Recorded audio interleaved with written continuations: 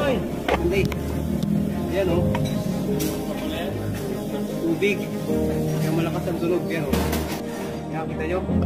Kaya pag gumagalaw-galaw yan, tunog. Naging problema nito, nabahaan. Nalabog sa baha. Hindi naging problema. Pero lakas ang ano. Puno ng tubig pa. Matagal na siyang naba pero may naiwan pa rin tubig. Ano nangyayari pag nadadaan sa baha tapos hindi ka agad napapalinis yan. Habang tumatagal yan, sisira yung Mary. So, nagkakaroon ng clearance yan, kaya malakas ang alog pag ginagalaw-galaw yung manubela. Gagawin ko ito, remedyohan ko lang muna. Nilinisan ko kapag ng mga grasa.